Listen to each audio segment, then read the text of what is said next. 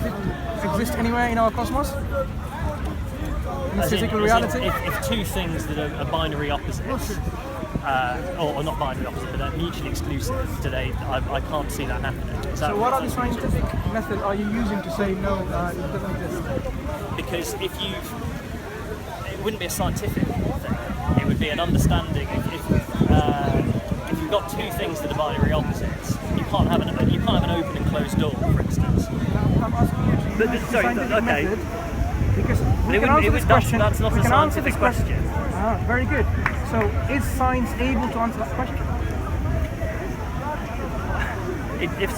Your question is science... Remember, what I'm asking is simple. What are the limitations of science? No, I've covered that. What you're asking for is if I can say if there's a circular square, you say, in the cosmos, and I don't really understand the value of this question, but as I've said, that you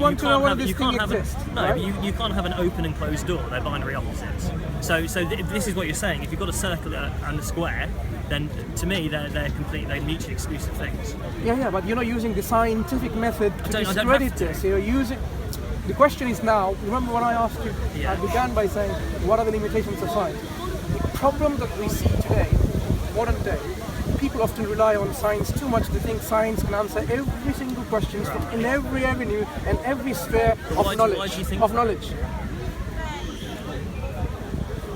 Various reasons. True. Okay. Did the universe come from nothing?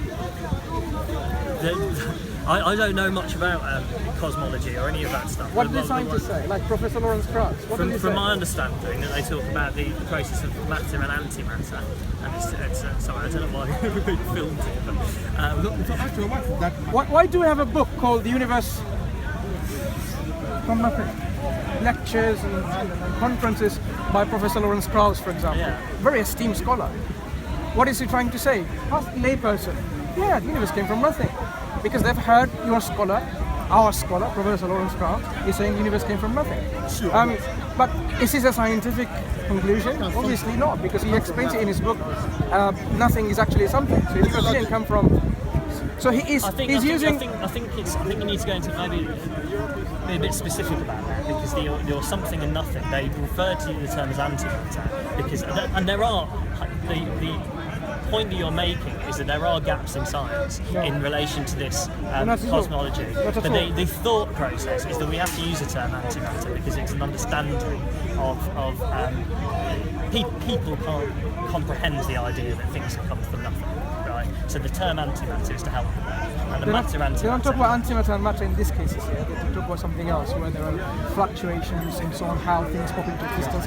Nothing to do with antimatter. We are now going into the levels of quantum mechanics to understand this process of what they describe. So this is not the issue. The issue is about understanding the reality with certain tools, and science certainly is one of these tools which we will agree on. But the problem is when we see people misuse science or misapply this tool to extend to every avenue of knowledge and say yes, science is going to be ultimate decipher of the truth, which is not the case. Science. I agree with you, not necessarily, but I don't understand why you have that viewpoint. I don't understand. I don't know who said this to you. Well, this is what people are discussing. I don't agree. You know, when you're discussing religion, when you're discussing things about this morality, somehow people bring science in. You think, okay, you know, we have to use science to somehow answer this question. Obviously, how does question of morality being answered by science?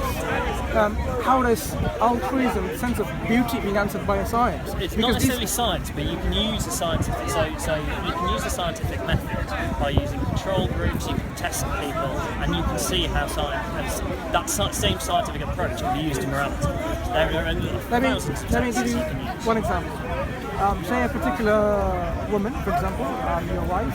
You think she's the most beautiful wife. Now, how can we test this scientifically? You do control experiments, and you find out that she's the most beautiful. But she may not be beautiful compared to other people. In reality, that's exactly a point that science wouldn't need to progress.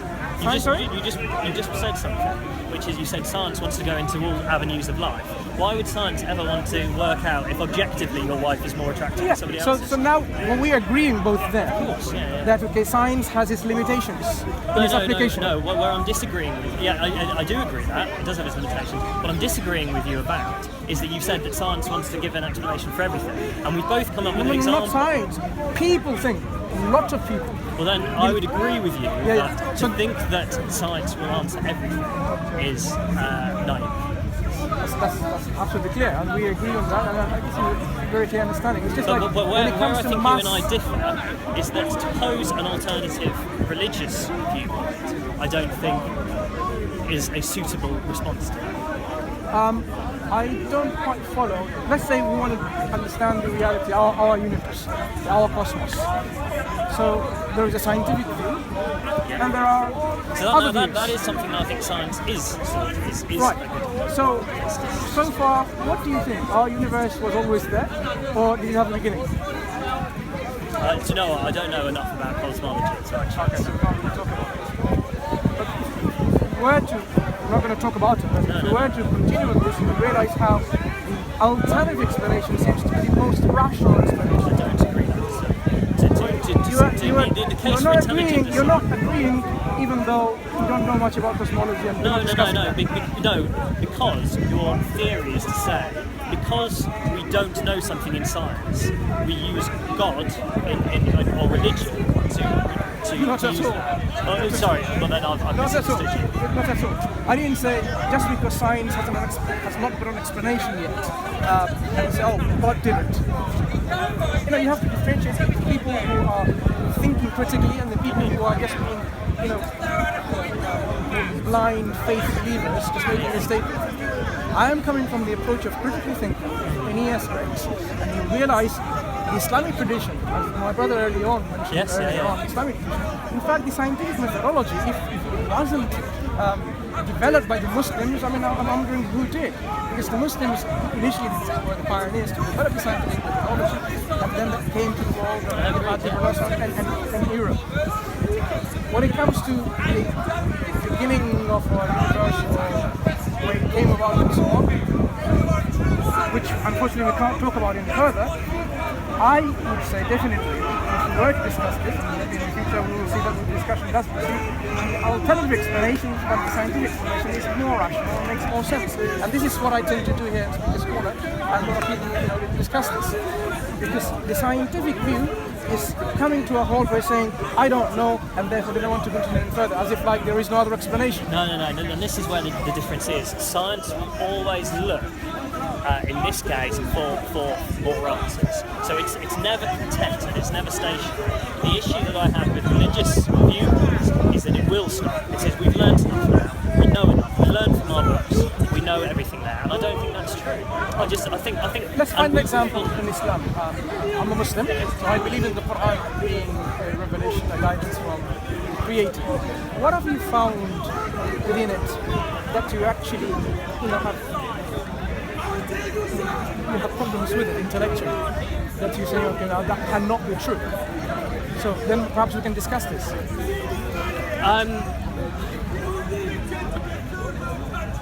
More interestingly, from what I've read in the Quran, it's the moral aspect. So your friends earlier we discussed. It says the Quran is a word from God, and there is no contradictories in the Quran. And for me, the issue that I was speaking to this gentleman here earlier about was, I think there are contradictories in the Quran, or contradictions in the Quran. One of which being the idea that you shouldn't hurt anybody at all, without just cause, and yet the people of Ad and Thamud were destroyed by Allah. And this is something that I found very, very difficult to comprehend in these people. And our friend as well earlier, he said, as a Muslim, he said, I believe in a moral objectivity. So there are no circumstances where you could hurt a child, for instance. But then to me, there must have been children in Ad and Thamud who were destroyed by Allah. Okay, so let's look at these two, concepts. So let's start with the first one. You're not allowed to hurt anybody. Is that what you said? No, I was sorry, I was quoting. I might have quoted this wrong, but the speaker over there, he said it is wrong to hurt, it says wrong to kill anybody without just cause. And I'm paraphrasing. Right. So it is wrong to kill anybody. Killing by who? People or by someone else? Who are the agents? The agents. Well, this was it. It says. Well, let's discuss this. Okay. Because you somehow think there is a conflict between these two ideas. So let's see whether there are a real conflict within them. So you should not kill anyone unless it's be a just cause, like in the eyes of the law. Say, for example, if someone has committed murder, one of the options is the killer has to face the penalty of being killed in return by the law, to the law. So this is a just cause because you've committed, violated another person's right, you've killed them. So in return, the law is that you should be killed. This is one of the options. Now, this is a just cause. No. A just cause would be to protect somebody or defend somebody. The moment that imminent threat is gone, I don't see there is a just cause to kill a murderer. If someone kills your wife, Islam says you have the option of getting the killer to be put to death. Yes. Because they have taken a life. So the law is life for a life. And I think life for a life. I think that is morally wrong. No. Based on what? Because my moral code. Why is your moral here more superior than this? I'm not law? saying it is more moral. But the question is about right and wrong, isn't it? Yeah, absolutely. So when you say this is what makes yours right, this is wrong. You have to Who understand. said that law? That if somebody kills, who's Muhammad or the law of Islam? This is the law of Islam, and this law was already pre-existent in cultures before, in nations before. No, it's man-made law. If that's the case, then it's man-made. Look, if it's Prophet Muhammad sallallahu alaihi wasallam, or Islam did not introduce this law, life for a life. Oh, it's Babylonian. It was Babylonian. You can find these laws, if I'm not mistaken, in the book of Hammurabi and various other cultures. Babylonian, as you said. That is man-made law. So this has been found in various cultures. Now, why is giving someone the punishment because you've taken someone's life, your life should be taken in return? I don't Why? agree. It's not about agreeing. Why is it wrong morally? It's all good. So if I mistakenly kill, It is not about mistaking killing. There's a difference between murder and there's a difference between killing. Right? So we're if talking I about kill- someone with intent kills you, murders you, then there are punishments. And one of the options of the punishment is life or life. But you have other options where you can get the victim's family to forgive. They say, I forgive you, and that's it. Or they can say, we require some kind of compensation because you have actually afflicted all of this harm within our family. Because the victim has dead already, they can't seek compensation, the victim's family can. So you have the options there. What we would like to know, why is it wrong? What makes it wrong to take someone else's life because they have taken other people's life unjustly? It's difficult for me to be able to explain why I think something is potentially moral or not. Just as to say, why do I not think it's a moral act? Oh, sorry. Why do I think it's an immoral act to hurt a child? Because I do. I think it's cultural and innate within me. So to ask me why I believe in that, Can we punish any criminals for anything? can we punish anything? Any criminals for any something? Why? Because It hurts them, doesn't it? there is a justification to be able to remove some people's liberties in order to protect other people's liberties, and that's where we have that school of thought, John Stuart Mill, libertarian kind of view. You as a person, you sign a social contract as when you join any kind of culture or organisation that if you're going to hurt somebody else, there will be an impact on you. Now that I agree with. I agree that there are certain things. Now that I don't believe should be extended to killing post the event of killing. So unless somebody is if somebody was here now attacking people to a point of killing people, I think there would be justification to be able to kill them to stop that. But there's very, very limited circumstances where I do. Let's look at the principle. So you cited the principle where if somebody okay, someone can be stopped because if they have taken the liberty to remove the liberty of someone else's, so they can be stopped for the greater good, for the other societies, for the individuals. Right? I don't agree necessarily with the utilitarian greater good. I think it's in relation to protecting. Let's understand your principle again. So I don't want to use my words. Say it again. So the justification is coming from which principle? Is this in relation to punishing criminals? Punishing criminals for anything wrong. So the punishments that you would do are in terms of imprisonment or other things, are to stop somebody from committing further acts. So we have theft, for instance, where you may be imprisoned for theft because you are being stopped and punished for doing that. Yeah, that's preventing someone from doing that. But where's the justice to the criminal, the victim? There are.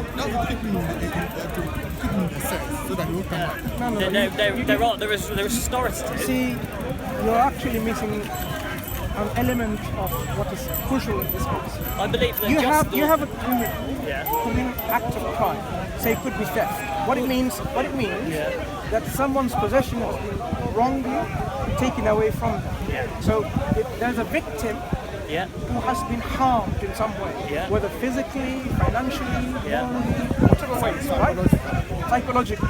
So we want some compensation, we want some justice to the victim. So that's someone has killed someone. So you have a criminal who has murdered someone. So now the victim, what justice are you showing to the victim? Is a deprivation of liberties. So you can't be free to do certain things. No, that's preventing from further harm. No. It's the punishment as part of it, and you can read this on the NOMS, which is National Offender Management Service. They deal with prisons. You can see that the reasons for prisons includes protection. It also includes punishment, and that is the deprivation of somebody's liberty is a massive punishment. Just as so, if I can't do what I want to do because I'm in prison, that is punishment. So imagine now Hitler killed millions of Jews, and you just leave him in the bars, and that's the punishment. Befitting. No, I didn't say befitting. Okay. I said it is a punishment. Right. So now we're talking about punishments and crime. Do they marry with each other in terms of their No, I don't. So what would be a befitting punishment for Hitler, for example, by killing all these thousands of Jews, if not more?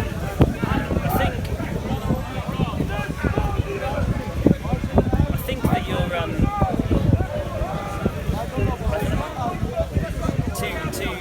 where you're obviously leading here is to say that a befitting punishment would be to kill. No, I'm not asking you what punishment is. Okay, what would it be? We want to understand. I don't know what it would be. Right. So I give you an option. For my moral code,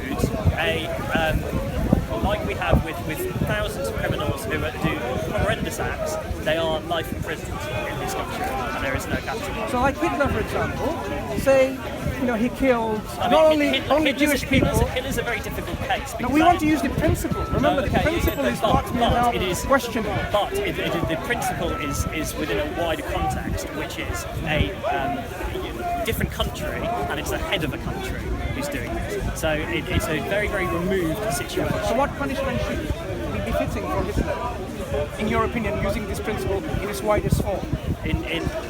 Okay, then from my moral code, I would say that the imprisonment is as far as we can go. Unless somebody can come up with a better way that's not, thoroughly do not believe in capital punishment. See, you might have some reservations of taking other people's lives away, right? This could be a personal thing.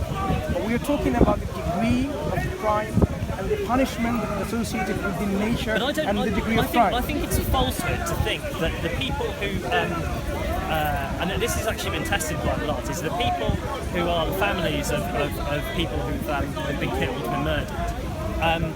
There's this belief that all these people want the revenge, they want justice in the killing, but that's not true. The research shows that there is not that objective view. People want that. A lot of the time, the families just want to be away from it and don't want to. Very false research, because we have When 7/7 happened, you had a lot of people who wanted the people to be killed because they could not take it. So you cannot just bring an isolated research saying, oh, okay, don't refer to it as isolated. If you want to, I would say if you want to debunk it, do your research. We can do, but as I can see, it's obvious clearly because different cultures have different kind of feelings. And this will be a very faulty conclusion from a research that is done maybe a particular group of people. It's worth looking into, but as I said, I find it very illogical to actually say this is universally acceptable, some kind of people's understanding. I've never said. So now let's come back again. Are you saying imprisonment is the highest form of punishment one can give to a particular criminal? In my moral not in your moral code. We're asking about punishment because there are degrees of crime. Like, for example, to give an example, someone steals a lollipop from the shop, and someone kills thousands and thousands of people. Obviously, these two crimes are not the same thing, right? So the punishment cannot be the same for them, right? So I'm asking you, comparatively speaking, when you understand the degrees of crime and associated punishment, what is the most, what would be the highest kind of punishment to a criminal? One of two things. One of them would be endless, continuous torture, and the other one would be death. So you do. I think those are two things that are higher, and both, in my viewpoint, are morally incomprehensible. But I can't condone the torture. So for the criminal, you do have an option that the highest form is to kill that person. You have an option of that person, the criminal, should be killed. Sorry. And we're talking about punishment to the criminal. So when you want to impose the punishment, what kind of highest punishment do you think of? Gravest punishment inflicted on the criminal? Is it imprisonment, or can we get any harsher punishment? There's the potential for torture, ongoing continuous torture, or death. There you go. So you do accept, using your principle, that yes, there can be a degree of punishment higher than imprisonment, which is death. Which you may not like personally, but this is nothing about your personal liking. For example, I may not like certain things, but it doesn't make that this is the most just thing to do. No, but you and I have never argued that there isn't the death penalty or there isn't torture. What I've always, we all know that the reason where I stand is that I think it's morally incomprehensible to torture someone, and the reason behind this you've claimed is that people deserve justice through that element, through that outlet, and I think that you can deliver punishment through deprivation of liberties as you do with imprisonment, but to overstep that mark into torture and but what you take the life of that person away, the killer, who has killed thousands and millions of people, why would that be an immoral act when it's a form of punishment? It would, for me, it would be justified if they were at that time killing people and you did that to stop them from killing them. But when they were posing a serious threat in the instant that they are. So as I quoted, if somebody running around here, for instance, hurting somebody, but I don't think that after the event to be able to come back and say, right, this is the punishment you're befitting and it's to be executed, I don't think that's morally correct. What makes it morally wrong to take the life of a criminal who has killed thousands and millions of people? Well, take that bit at the end bit out of it. What is morally wrong about killing someone? No. Somebody. The question is about the degree of the crime. So we have a crime which is massacre of millions of people by one intentional if you criminal. Say a person killing, if you kill one person, if you kill two people, if you kill three people, you can go right back to that one. So I gave you a practical scenario from history. What is more befitting, imprisonment or death of that criminal? It depends what you mean by befitting. Now you're not understanding what befitting is. No. I do understand what it means, but I understand what you... £5 penalty or €5. Penalty for Hitler is €5, or 1 week in imprisonment, or life imprisonment, or death. Several options. So is £5 euro... It wouldn't be an appropriate punishment for the why would €5 not be appropriate and befitting? Because of the scale of the. So now we're talking with scale. Yes, okay. So you understand the scale deserves a higher degree of punishment. Yes. So now I give you life imprisonment and death. Which one is a higher degree of punishment? Death. So why would death not be befitting in this case? Because I think it's morally incomprehensible. Because there's a massive gap. Why is it morally incomprehensible here? Because right, you can say you can use the police of this land have to justify their actions. Right, as we say before. If they are basically allowed to do things to the point they can justify. They can break into people's houses if they can justify it. They can do these things. So to me, you can't justify killing one person. Even whatever the background of what they have done for a corporate punishment, I don't think that is justified. And this is clearly where we differ. But I don't understand the reason or the principle that is based on that is giving you this kind of moral code and saying this is the most superior moral code when it comes to punishment. Me. No, we've never denied that. It's not morally superior, right? You've said, what do I think is a worse punishment than imprisonment? And I've given you 2 examples. For you to then say, well, that's it then, I'm saying the only thing I would do in these cases is imprisonment because it is a deprivation of liberties, and I don't think it is morally right for there to be a decision made in that to put somebody to death. And not only do I think that, but there is countless books. I'll quote. There's some really good articles, Christopher Hitchens and a number of other people who come out with very, very good, strong, positive remarks about why capital punishment is not useful. It's not about a question of being useful or not. We didn't talk about whether it has a preventative nature. We're talking about the punishment itself. No, preventative is a very, very separate. Yeah. You've when made you say useful, I mean, what do you mean by useful? If you now want to trying to punish the criminal, okay. If you imprison someone for life imprisonment, how long is the life imprisonment? Depends on countries, right? Yeah. Right, say 12 years in some countries, or 24 years or longer. And then the person comes out. Is there a chance of that person committing the crime again?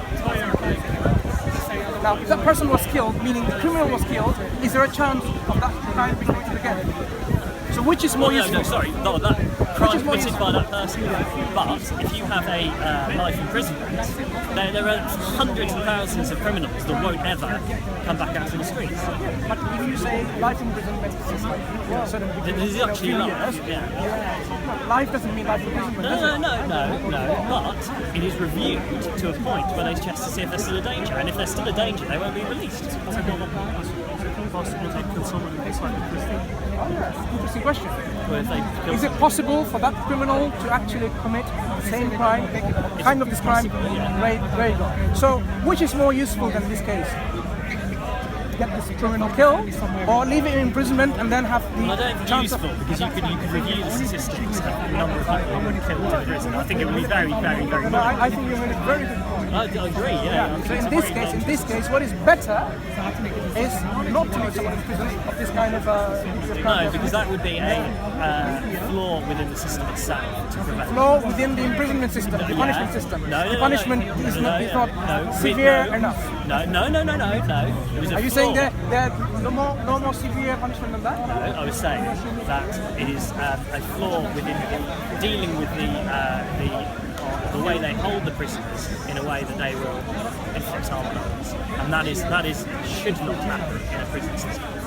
Anyway, so far because we have a duty of care over anybody that is held in an institution. So if somebody is a serial rapist, your duty of care is to look after them well, right? There is a duty of care for every prisoner. And you think this is the best form of punishment for the degree of crime they've done?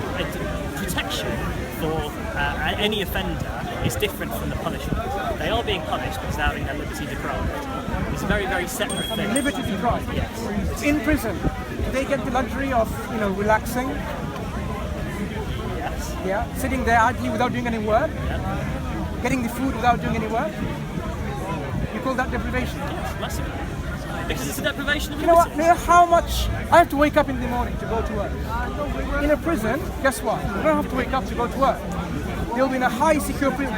Criminals of this category, they'll be relaxing in the armchair, watching TV and whatever, and relaxing. I think right? that's You call that? a complete misunderstanding. of Sorry. prison system. Are you saying within? So say someone like today, if you committed this crime of this ethnic cleansing and genocide and terrorism, they will put behind bars where it's totally dark. There is not even a bed. There is no food. The food will be provided in like this, dumped on the floor. There are no toilets. You just have to, really, do your business on the floor. Is this the level of treatment these prisoners get, or it's quite decent compartment where you relax? But you're giving Which one? Which kind of treatment do they get where? in the prison? Which UK prisons? Well, most prisons in civilized Well, world. can I sort of Where? So in UK prisons, they would be given the same standard, regardless of what punishment they get. Same standard. A standard. Right, and you call that deprivation of their freedom? Yes, of course. I'm sorry to disagree. But that's absolutely fine. The only thing But you're they depriving deprivate- them is the outside world. Yes. The inside world, they're happy to relax and not do any work, and they can think and they can plot how to get out. And Well, do even I'll tell you what, my friend, I have to leave actually now. But before I go, I'll bring it back to you. Is that if you go to a UK prison, if you look around a UK prison, and you see the level that these people are deprived in relation to, I'm not saying it's not justified. I'm not saying it's not justified, but I completely disagree with you saying that there is no punishment because they sit around. And okay, what is the punishment in the prison? I want to know, what the punishment do they suffer? The punishment is that they have a deprived freedom, which is a massive, massive punishment. What are the deprived punishments? That they are not in the outside world. Yeah, they can't do anything that they would want to do. They don't have that. They are completely reliant on a system internally that tells them exactly what they can do. They can't associate with people outside. So that's deprivation of the outside world. But within the inside world of the prison, they have the same standards. And you call that punishment? That is standard.